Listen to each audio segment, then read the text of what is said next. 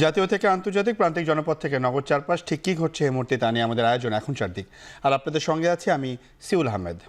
ফেব্রুয়ারিতে নির্বাচনের মাধ্যমে বিএনপি জনগণের সরকার গঠন করতে চায় বলে মন্তব্য করেছেন দলটির মহাসচিব মির্জা ফখরুল ইসলাম আলমগীর। সকালে জাতীয়তাবাদী কৃষক দল ও আমরা বিএনপি পরিবারের যৌথ উদ্যোগে জিয়া উদ্যানে বৃক্ষরোপণ অনুষ্ঠানে একথা বলেন তিনি। বলেন, সরকার প্রতিশ্রুতি সময়ে নির্বাচন দেবে সেটি আশা। শেখ হাসিনা মানবজাতির কলঙ্ক উল্লেখ করে মির্জা ফখরুল বলেন, গণহত্যার জন্য শেখ হাসিনাকে ক্ষমা করবে না দেশের মানুষ। এই সময় দলের পক্ষ থেকে ফান্ড তৈরি করে জুলাই আগস্টের হতাহত পরিবারকে পুনর্বাসন করা হবে বলেও জানান বিএনপি মহাসচিব। এখন একটা বিস্ময়কর যে অভ্যুত্থান 24 সালে একটা প্ল্যাটফর্মে এসে কেউ গণতন্ত্রে বিশ্বাস করবে, কেউ সমাজতন্ত্রে বিশ্বাস করবে, কেউ আপনার ওয়েলফেয়ার স্টেটে বিশ্বাস করবে। এই সবগুলোকে মিলিয়ে আমরা একটা রেইনবো স্টেট, একটা রামধনু যেভাবে অনেকগুলো রং নিয়ে ওঠে, সেরকম একটা রাষ্ট্র নির্মাণ করতে অনেক আগেই আমাদের দেশনেত্রী বেগম খালেদা জিয়া সেই স্বপ্ন দেখেছিলেন। ওই যে মা যে তার ছেলেকে দেখে স্বপ্ন দেখেছিল যে তার দুঃখ দূর হবে, সেই পরিবারগুলোর পুনর্বাসনের ব্যবস্থা করা, আর যারা আহত হয়ে আছে, যারা চোখ হারিয়েছে, তাদের পুনর্বাসনের ব্যবস্থা করা। পাহাড়ে দীর্ঘদিন ধরে বৈষম্য জিয়ে রাখা হয়েছে। পাহাড়েই বাঙালি সবাইকে নিয়ে এই বৈষম্য দূর করার আহ্বান জানিয়েছেন জাতীয় নাগরিক পার্টির আহ্বায়ক নাহিদ ইসলাম। রাঙামাটিতে জুলাই পদযাত্রায় অংশ নিয়ে কথা বলেন তিনি। এ সময় সংগঠনটির উত্তরাঞ্চলের মুখ্য সংগঠক সার্জিস আলম বলেন, পাহাড়কে কেউ যেন ব্যক্তি স্বার্থে ব্যবহার করে জীবনযাত্রাকে ব্যাহত না করতে পারে সেদিকে খেয়াল রাখতে হবে। নিজের কোনো সমস্যা থাকে, সম্প্রদায়গুলোর মধ্যে আমাদের সমস্যা থাকলে আমরা নিজেরা এটার সুরাহা করব, আমরা নিজেরা বসে এটার সমাধান করব, কিন্তু অন্য কোনো পক্ষকে এটার সুযোগ আমরা নিতে দিব না। এটা আমরা সকলে মিলে আমাদেরকে ঐক্যবদ্ধ হতে হবে। যে কোনো কথায় বা কাজে ভুল হয় আমরা সংশোধন করে নিব, কিন্তু কথার সাথে কথার লড়াই হতে পারে।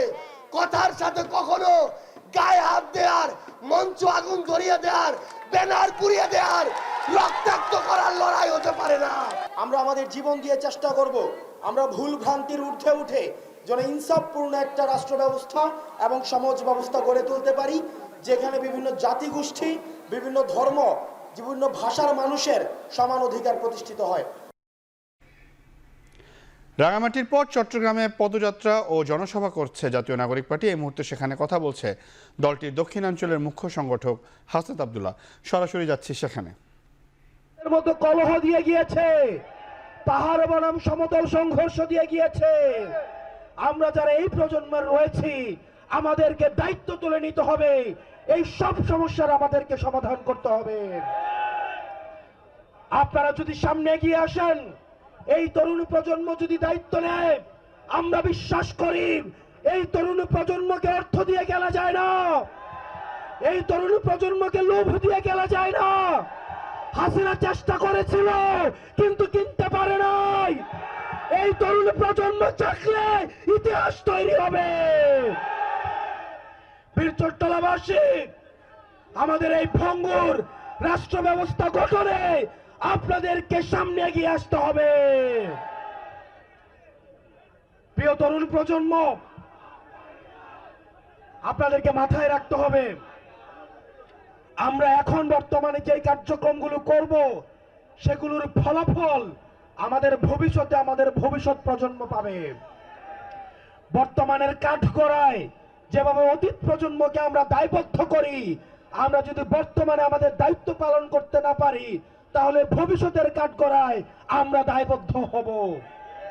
সেজন্য আমাদের একটা নীতি নির্ভর রাষ্ট্র লাগবে, একটা ইনসাফ ভিত্তিক রাষ্ট্র লাগবে, যেই রাষ্ট্র ব্যবস্থায় স্বাস্থ্য, শিক্ষা, অবকাঠামো, কর্মসংস্থান, সাম্প্রদায়িক সম্প্রীতির মধ্য দিয়ে একটা গ্রহণযোগ্য এবং বাসযোগ্য বাংলাদেশ গড়ে উঠবে। এবং সেটির জন্য আমাদের এই তরুণ প্রজন্মকে ঐক্যবদ্ধভাবে কাজ করে যেতে হবে। আমাদের মধ্যে বিভাজন করার চেষ্টা করবে, আমাদের মধ্যে বিভিন্ন রাজনৈতিক দলের মধ্যে বিভাজন করার চেষ্টা করবে। বাংলাদেশের ফ্যাসিবাদ বিরোধী প্রত্যেকটি রাজনৈতিক দলকে বলবো, আজকে দেখলাম ফেনীতে একজন বলছেন, শ্রদ্ধা জানিয়ে বলছি, বাংলাদেশ কারো বাপের না। আমরা বাংলাদেশকে কাউকে ইজারা দেই নাই। বাংলাদেশটা হচ্ছে জনতার। বাংলাদেশের প্রত্যেকটা মানুষ এই 56,000 বর্গ মাইলে সবাই ন্যায্য হিস্সা নিয়ে থাকবে। রাজার ছেলে রাজা হবে, প্রজার ছেলে প্রজা হবে, এই নিয়ম বাংলাদেশে থাকবে না। রাঙামাটি পদযাত্রায় কথা বলছিলেন জাতীয় নাগরিক পার্টির নেতা হাসনাত আব্দুল্লাহ। আমরা এতক্ষণ সেখানে ছিলাম। বিএনপির ভারপ্রাপ্ত চেয়ারম্যান তারেক রহমানকে নিয়ে কটূক্তি ও দেশ জুড়ে আইন শৃঙ্খলা পরিস্থিতির অবনতির প্রতিবাদে পুরান ঢাকার গুলিস্তানে মশাল মিছিল করছে দলটির নেতাকর্মীরা। সহকর্মী আতিক মেজবা লগ্ন আছেন সেখানে, সরাসরি যুক্ত হচ্ছে আমরা তার সাথে। লগ্ন, আসলে এই যে মশাল মিছিল শুরু হয়েছে সেটি কখন থেকে এবং এই মশাল মিছিলের আসলে এখন কি হচ্ছে? জিরো পয়েন্টে আসলে যারা রয়েছেন, অর্থাৎ আমরা দেখেছি যে বিএনপি নেতা অর্থাৎ হচ্ছে ইশরাক হোসেন, তার নেতৃত্বে কিন্তু একটা মশাল মিছিল নয়াবাজার থেকে শুরু হয়েছিল। সেই মিছিল কিন্তু এই মুহূর্তে অবস্থান করছে জিরো পয়েন্ট থেকে পল্টনের দিকে যাচ্ছে। এবং যে জিনিসটা আপনাকে জানাতে চাই, তারা আসলে যে দুটি দাবি নিয়ে আজকে এখানে প্রতিবাদ করার জন্য মশাল মিছিলে বেরিয়েছে, সেটি হচ্ছে প্রথমত বিএনপির ভারপ্রাপ্ত চেয়ারম্যান তারেক রহমান তার বিরুদ্ধে কটূক্তির একটি দাবি করছেন এবং সেটির প্রতিবাদ তারা এখানে করছেন। এবং একই সাথে আরেকটি দাবি রয়েছে, সারা দেশে আইন শৃঙ্খলা রক্ষাকারী বাহিনীর কর্মকাণ্ডের মধ্য দিয়ে তাদের যে বিশৃঙ্খলা, তারা দাবি করছেন যে আইন শৃঙ্খলার একটা অবনতি হয়েছে, সেই অবনতির বিরুদ্ধে তারা এখানে প্রতিবাদ করছেন। এবং তাদের সাথে আমরা শুরু থেকেই কথা বলছিলাম। আমরা দেখেছি যে সন্ধ্যার আগে থেকেই শাখা বিএনপি এবং চারপাশের যে মানুষজন যারা রয়েছেন, বিশেষ করে দলটির সমর্থক এবং অঙ্গ সংগঠনগুলো যারা রয়েছেন, তারা কিন্তু বিভিন্ন সময় বড় বড় মিছিল নিয়ে কিন্তু নয়াবাজারে গিয়েছেন এবং সেখান থেকে মিছিল শুরু হয়েছে। তারা একটা বিষয় কিন্তু আমাদেরকে ইতিমধ্যে স্পষ্ট করেছেন যে তারা রাজনৈতিক সহাবস্থানের কথা বলছিলেন। অর্থাৎ রাজনৈতিক সহাবস্থান বলতে তারা যেটিকে বুঝিয়েছেন যে জুলাই পরবর্তী নতুন বাংলাদেশে সকল রাজনৈতিক দল যেন পরস্পরের প্রতি শ্রদ্ধাশীল থেকে তারা তাদের কার্যক্রম পরিচালনা করতে পারেন, সেই বিষয়টিও কিন্তু তারা আমাদেরকে জানিয়েছেন এবং সেই দাবিটাও কিন্তু তারা রাখছেন। এবং তাদের আজকের এই মশাল মিছিলের মাধ্যমে যে উত্তাপের রেশ ছড়িয়ে যাচ্ছে সব জায়গায়, এই উত্তাপের মধ্য দিয়ে তারা কিন্তু বলছেন তাদের এই স্লোগান, তাদের এই কণ্ঠস্বর, তাদের এই বিক্ষোভের মধ্য দিয়ে তারা একটা বিষয় নিশ্চিত করছেন, সেটি হচ্ছে তারা আসলে সবার সাথে রাজনৈতিক সহাবস্থান চান। অর্থাৎ সবাই যেন সবার মাঝে একটা শ্রদ্ধাপূর্ণ সম্পর্ক রাখতে পারে। তো আপাতত তাদের নেতৃত্বে আছেন ইশরাক হোসেন এবং তার নেতৃত্বে কিন্তু মিছিল এগিয়ে যাচ্ছে। এই ছিল বর্তমানে জিরো পয়েন্ট থেকে সর্বশেষ। পুরান ঢাকার গুলিস্তানে বিএনপি নেতাকর্মীরা মশাল মিছিল করছিলেন, সেটির বিস্তারিত আমরা জানছিলাম আমাদের সহকর্মী লগ্নের কাছ থেকে। কক্সবাজারে বিএনপি স্থায়ী কমিটির সদস্য সালাউদ্দিন আহমেদকে নিয়ে এনসিপি নেতা নাসিরউদ্দিন পাটোয়ারির বক্তব্যের প্রতিবাদে বিক্ষোভ মিছিল ও সমাবেশ করেছে বিএনপি। একই বিষয়ে রাঙামাটিতেও বিক্ষোভ করেছে দলটি। বিকেলে কক্সবাজার শহরের কেন্দ্রীয় শহীদ মিনার প্রাঙ্গণে সমবেত হন বিএনপি সহ দলের সহযোগী অঙ্গ সংগঠনের নেতাকর্মীরা। পরে সেখানে সংক্ষিপ্ত সমাবেশ করেন। সমাবেশ শেষে বিক্ষোভ মিছিল বের করা হয়। এতে ব্যানার, ফেস্টুন সহ দলের বিভিন্ন স্তরের হাজার হাজার নেতাকর্মী অংশ নেন। এই সময় এনসিপি নেতার বক্তব্যের প্রতিবাদ জানিয়ে নানা ধরনের স্লোগান দেন তারা। মিছিলটি শহরের গুরুত্বপূর্ণ সড়ক প্রদক্ষিণ করে একই বিষয়ে রাঙামাটিতেও বিক্ষোভ করেছে দলটি। গতকাল এনসিপির পদযাত্রা থেকে কেন্দ্রীয় নেতা নাসিরউদ্দিন পাটোয়ারির একটি বক্তব্যের জেরে ফুঁসে ওঠে কক্সবাজার জেলা বিএনপি। তাৎক্ষণিক প্রতিবাদে মাঠে নামে তারা। এরই অংশ হিসাবে আজও বিক্ষোভ মিছিল ও সমাবেশ করে দলটি।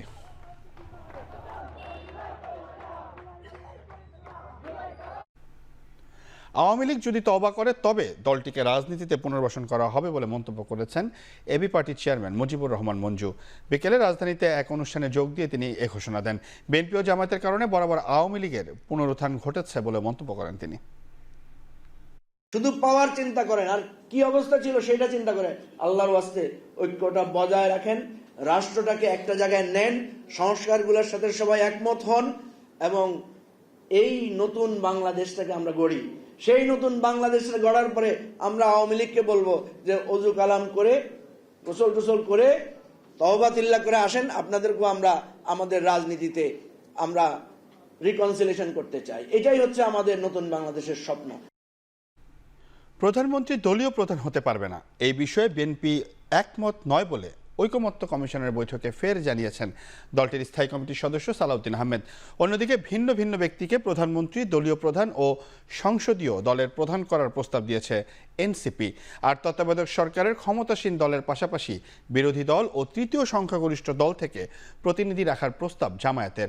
এ অবস্থায় তত্ত্বাবধায়ক সরকার ও উচ্চকক্ষ ইস্যুতে আগামী 2-1 দিনের মধ্যে সমাধান আসবে বলে আশা করছেন কমিশনের সহসভাপতি আলী রিয়াজ।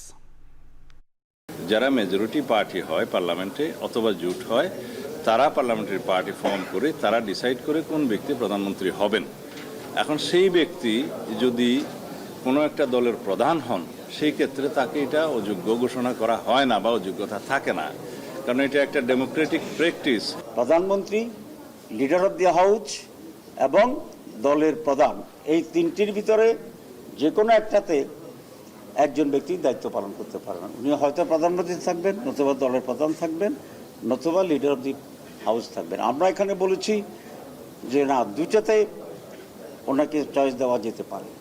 একটি হচ্ছে প্রধানমন্ত্রী আর একটা হচ্ছে লিডার অফ দি হাউস। প্রধানমন্ত্রী এবং বিরোধী দলীয় প্রধান, একই সাথে স্পিকার, ডেপুটি স্পিকার এবং সংসদে যেই দল তৃতীয় অবস্থানে থাকবে তাদের সেখান থেকে একজন, মোট 5 জনের একটি বাছাই কমিটি হবে।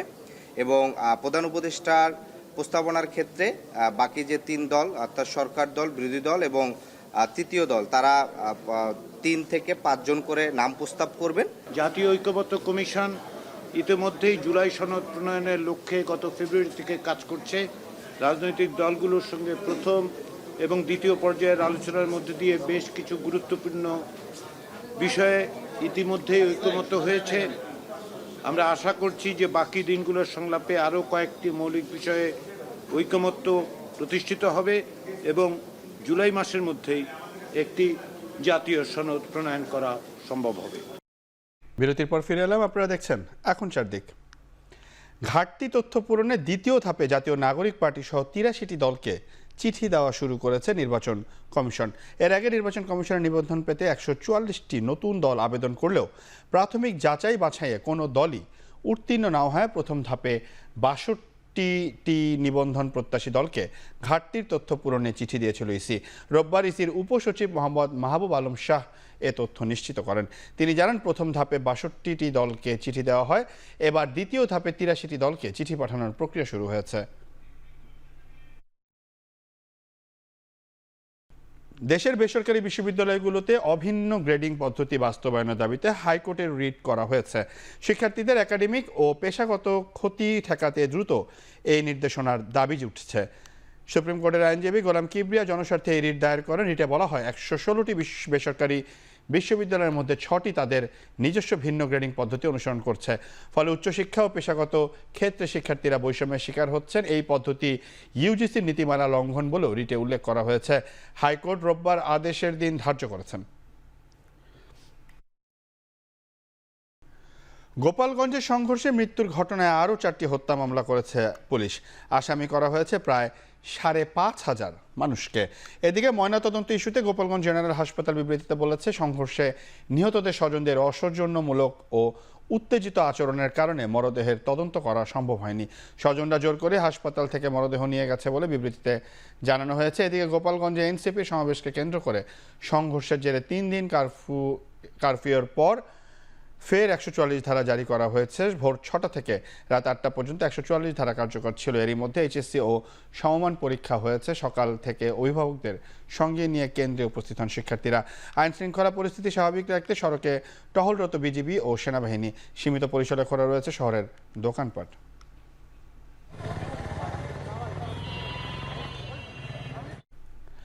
সাতক্ষীরা ধারালো অস্ত্র দিয়ে হামলা চালিয়ে এক মাদ্রাসা শিক্ষককে হত্যা করা হয়েছে। অভিযুক্ত হামলাকারীকেও গণপিটুনি দিয়ে হত্যা করেছে স্থানীয়রা। তালা উপজেলার শাহপুর গ্রামে এই ঘটনা ঘটেছে। পুলিশ ও স্থানীয়রা জানায়, গণপিটুনিতে নিহত রাজু মানসিক ভারসাম্যহীন। বিকেলে শিক্ষক শরীফুলকে মাদ্রাসার সামনে ডেকে নিয়ে আনে রাজু। সেখানে হঠাৎ করে মাদ্রাসা শিক্ষককে দেশীয় ধারালো অস্ত্র দিয়ে এলোপাতাড়ি কুপিয়ে গুরুতর জখম করা হয়। এতে ঘটনাস্থলে মৃত্যু হয় শিক্ষক শরীফুলের। পরে স্থানীয়রা এসে রাজু গাজীকে আটক করে গণপিটুনি দেয়। এতে ঘটনাস্থলে তারও মৃত্যু হয়। এই ঘটনায় পুরো এলাকায় আতঙ্ক ও শোকের ছায়া নেমে এসেছে।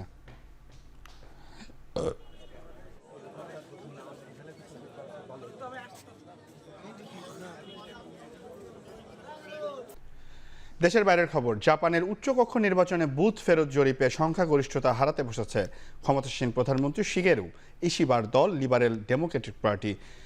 মূলত নিত্যপণ্যের দাম বাড়ায় ইশিবা সরকারের উপর ক্ষুব্ধ বাসিন্দারা। এর আগে গেল অক্টোবরে নিম্নকক্ষের নির্বাচনে সংখ্যাগরিষ্ঠতা না পাওয়ার বাধ্য হয়ে জোট সরকার গঠন করতে হয় দলটিকে। সেই হিসাবে এই নির্বাচনের ফল তার জন্য বড় ধাক্কা হতে পারে। উচ্চকক্ষে 248টির মধ্যে 125টি আসনে ভোট হয়। জোটের সংখ্যাগরিষ্ঠতা নিয়ে ধরে রাখতে কমপক্ষে 50টি আসনে জয় প্রয়োজন, তবে বিভিন্ন জরিপ বলছে প্রধানমন্ত্রী শিগেরু ইশিবার দল 40টির মতো আসন পেতে পারে। এতে জাপানের রাজনৈতিক সংকট আরও ঘনীভূত হতে পারে বলে আশঙ্কা বিশ্লেষকদের। শেষ করছি এখন চারদিক। এখন টেলিভিশনের ওয়েবসাইট দেখতে ভিজিট করুন www.এখন.tv। এখন টেলিভিশনের ফেসবুক দেখতে ভিজিট করুন facebook.com/tv.এখন এবং এখন টেলিভিশনের ইউটিউব দেখতে ভিজিট করুন youtube.com/c/এখন tv।